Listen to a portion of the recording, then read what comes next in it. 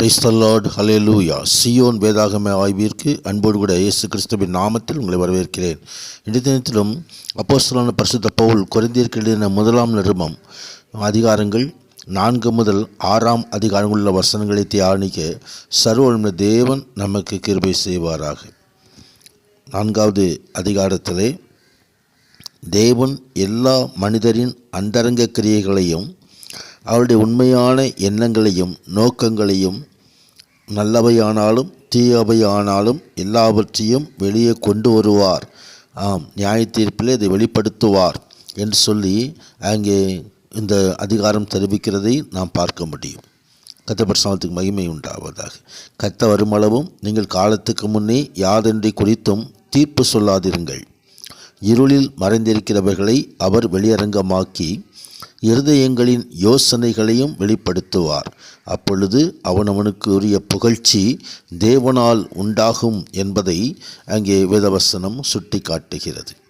கர்த்தர் பரிசுத்தத்திற்கு மகிமை உண்டாவதாக. கிறிஸ்தவ தாழ்மைக்கு அடிப்படை இயற்கையான திறமைகள் அல்லது ஆவிக்குரிய வரங்கள் எல்லாம் தேவனிடத்திலிருந்து நாம் பெற்றுக்கொள்வை என்பதை உணர்வதாகும். அதுதான் மேன்மை, அந்தஸ்து, பெருமை ஆகியவற்றுக்கு இடமில்லை. நம்மிடம் இருப்பதெல்லாம் நாம் மாறி வந்திருந்த நிலைமை எல்லாம் தேவனாலும் மற்றவர்களாலும் சாத்தியமாகிறது. பெருமைக்கு எந்த இடமும் இல்லை. ஆனால் தேவனிடத்திலிருந்து மற்றவரிடம் திருந்துவதற்காக நாம் பெற்றுக்கொண்ட எல்லாவற்றிற்காகவும் நன்றியுள்ளவர்களாக இருக்க வேண்டும் என்பதை இந்த வசனங்கள் நமக்கு சுட்டி காட்டுகிறது. அப்போஸ்தலர் தன்னை குறித்தும் சொல்வதை குறித்து பார்க்கிறோம்.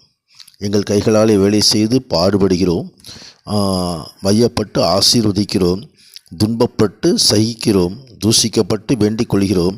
இந்நாள் வரைக்கும் உலகத்தின் குப்பை போல எல்லாம் துடைத்து படுகிற அழுக்கை போல ஆகணும் என்று சொல்லி அங்கே தங்களை குறித்து அந்த ஊழியங்களை குறித்து அங்கே எழுதுகிறார். கர்த்தர் பரிசுத்தத்துக்கு மகிமை உண்டாவதாக.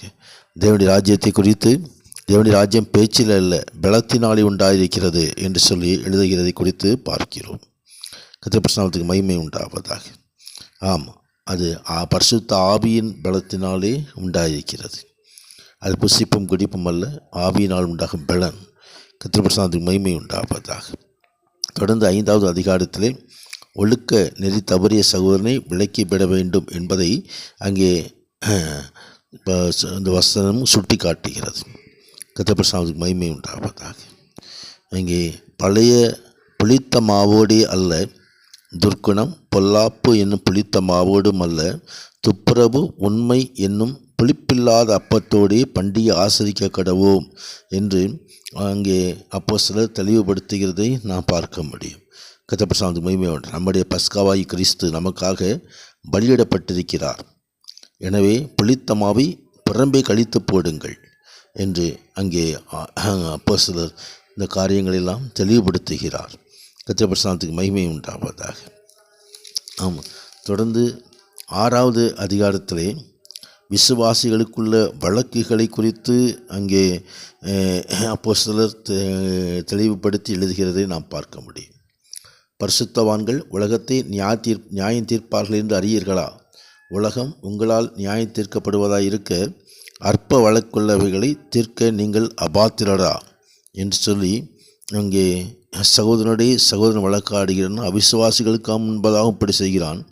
நீங்கள் ஒருவரோடொருவர் வழக்காடுவது எவ்விதத்திலும் குற்றமாக இருக்கிறது. அப்படி செய்கிறதை விட நீங்கள் ஏன் அநியாயத்தை சகித்து கொள்கிறதில்லை என்று சொல்லி அங்கே அக்கிரமக்காரர்களுடைய காரியங்கள் குறித்தும் எழுதப்பட்டிருக்கிறது. நாம் பார்க்கிறோம். அக்கிரமக்காரர்கள் தேவனுடைய ராஜ்யத்தை சுதந்திரிப்பதில்லை மற்றும் பாலிய ஒழுக்கக்கேடுகளை குறித்து எச்சரித்து அவங்க எழுதுகிறார். பரிசுத்தத்தை நாம் காத்துக்கொள்ளும்படியாக அழைக்கப்படுகிறது. கர்த்தர் மகிமை உண்டாகும். வசனங்களை தியானிக்கும் பொழுது சர்வவல்லமை தேவன் நம்மை ஆசீர்வதிப்பாராக. மகிமையின் கர்த்தர் நம்மோடு இருந்து அதிசயமான கிருபையை நமக்கு காண்பிப்பாராக. பரிசுத்தத்துக்கு மகிமை உண்டாவதாக.